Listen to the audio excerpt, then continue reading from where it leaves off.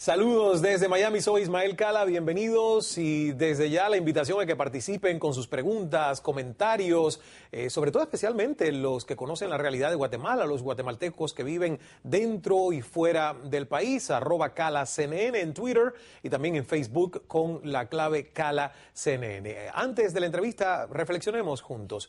Guatemala, dicho y escrito por los mismos guatemaltecos, vive un proceso electoral bastante sui generis, permeado por lo que muchos llaman amenazas a la Constitución. El gobierno de Álvaro Colom terminará dejando entre muchos retos urgentes el tema de la rampante inseguridad ciudadana, donde a diario son asesinadas un promedio de 15 personas en el país. Pero el tema de la seguridad no es el único desafío del próximo presidente. También existe una gran deuda social y económica para el país. Apenas no se han registrado oficialmente las candidaturas, sucederá en mayo, y los principales partidos ya se lanzan a promover sus candidatos virtuales. En tela de juicio, la constitucionalidad de las posibles candidaturas de la primera dama, Sandra Torres, quien aún no se lanza de palabras al ruedo, pero sus partidarios ya se manifiestan para reunir firmas pidiendo acepte postularse como candidata del UNE. Por ser la esposa del presidente, la Constitución actual le prohíbe lanzarse, pero quién sabe si se divorcia y queda habilitada o si la Corte de Constitucionalidad revisaría su caso. Otra precandidata es la diputada Suri Ríos, quien también nos visitará esta semana, hija del general Efraín Ríos Montt. Las dudas constitucionales se ciernen sobre ella justamente por ser hija del general Efraín Ríos Montt, quien fue presidente de facto entre 1982 y 1983. Álvaro Arzú también tiene su propia nube de duda constitucional por haber sido ya presidente en el periodo 1996-2000. Pero en el caso de mi invitado son otras las preguntas pendientes. Otto Pérez Molina es un general retirado. Existe un pugilato semántico cada vez que se habla de un militar que decide dedicarse a la política. Militares y democracia son términos que algunas veces generan reacciones encontradas, sobre todo para quienes creen que los militares fueron formados para defender a los estados y no para dirigirlos. Quizás el cuestionamiento nazca basado en que en el estamento militar las órdenes fluyen de arriba abajo y son eso, órdenes de obligatorio cumplimiento. Sin embargo, la democracia es y debe ser negociación, flexibilidad, entendimiento, tolerancia, convencimiento y no imposición. ¿Cómo entonces convencer a un pueblo, a todo un pueblo, que la disciplina militar, lejos de ser un impedimento para la democracia, puede ser más bien una cualidad a la hora de promoverla? Con esta primera pregunta doy la bienvenida al general Otto Pérez Molina. Gracias.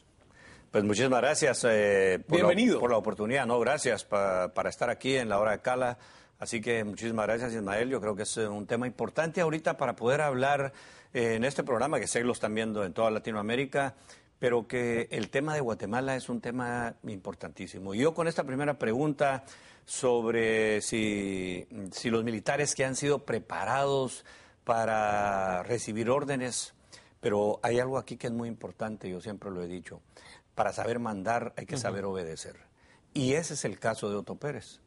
Otto Pérez aprendió durante 30 años a obedecer, a defender, a amar a su país, que viene desde la formación de la escuela militar.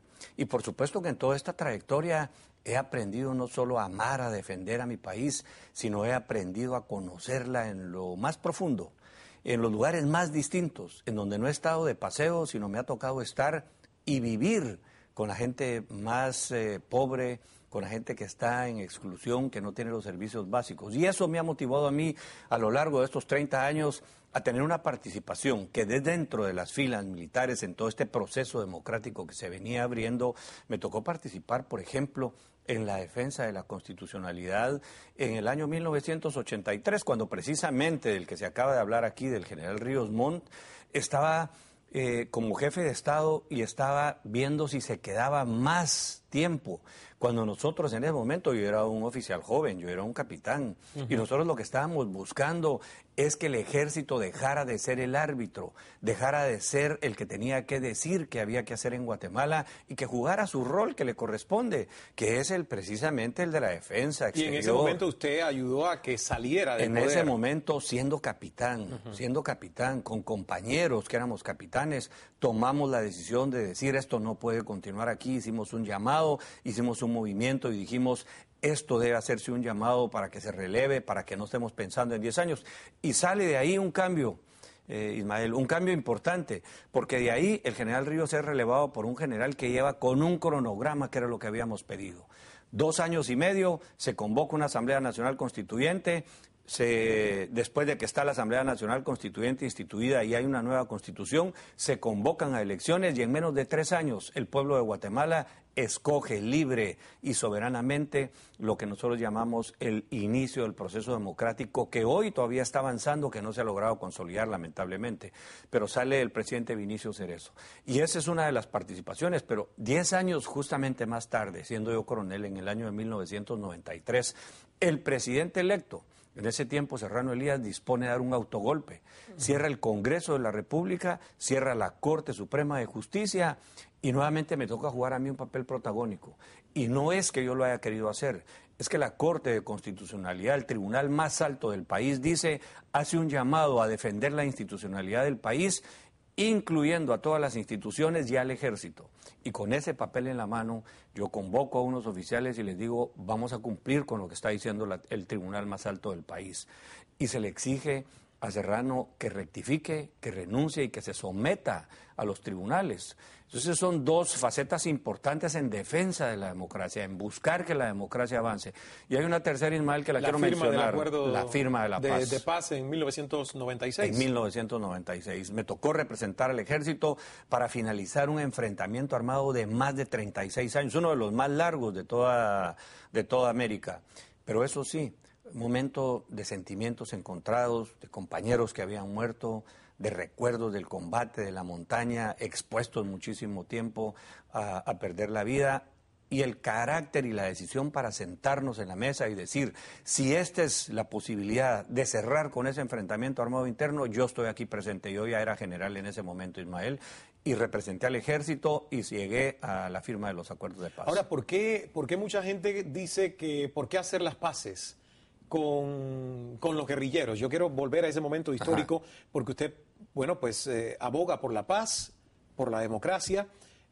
¿Por qué era importante en ese momento histórico para Guatemala firmar este acuerdo de paz? Yo creo que era importante por el desangramiento, por la destrucción, por lo largo del tiempo que había permanecido. Y no fue una negociación fácil, Ismael. Esta fue una negociación que fue todo un proceso que inicia desde el periodo todavía del general Mejía Víctores, después lo continúa Vinicio Cerezo, lo continúa Serrano Elías, lo continúa Ramiro de León, en donde el proceso se hace irreversible y finalmente se termina con el presidente Arzú. Entonces fue un proceso que llevó más de 10 años y era importante porque aquí deberíamos primero decir los guatemaltecos, tenemos que entender que nos podemos entender que no sea por medio de los fusiles y de las balas, tenemos que encontrar una salida, tenemos que buscar la paz, esa paz que hoy, lamentablemente 15 años después, yo estoy comprometido en construirla porque no solo es de firmarla. Yo la firmé, pero no se ha logrado construir. Y hoy uno de los principales retos para mí de estar en la política y de accesar y de luchar para llegar a ser presidente de la República es porque esa paz hay que construirla. Una paz que, yo digo, internamente es un país que está en medio de una inseguridad. O sea, en las redes sociales, en cuanto anunciamos su entrevista, el sentir popular del guatemalteco, yo me imagino que tanto el que vive dentro como el que está fuera, es el problema de la inseguridad que hay en el país. ¿Qué usted propone para cambiar esa situación que parece ser la mayor preocupación social del guatemalteco hoy? ¿Su gobierno qué haría o qué va a hacer? Bueno, hay muchas cosas, es un plan, una visión integral realmente de todas las cosas que tenemos que hacer. Pero yo siempre lo he dicho y lo quiero volver a decir aquí, Ismael, cuando tengamos un presidente que entienda que la seguridad y la justicia de los guatemaltecos es la prioridad del país, entonces vamos a empezar a caminar. Porque yo no puedo venir a hablar aquí de una seguridad que solo sea una seguridad ciudadana. Estamos hablando de una seguridad integral, estamos hablando de una seguridad política, estamos hablando de una seguridad financiera, una seguridad del Estado, una seguridad exterior, una seguridad interior. Estamos hablando de una seguridad con una visión de 360 grados. No podemos fijarnos solo en una cosa. Pero si esa seguridad viene de la mano de la justicia, es la única forma como la vamos a lograr y la vamos a consolidar en nuestro país.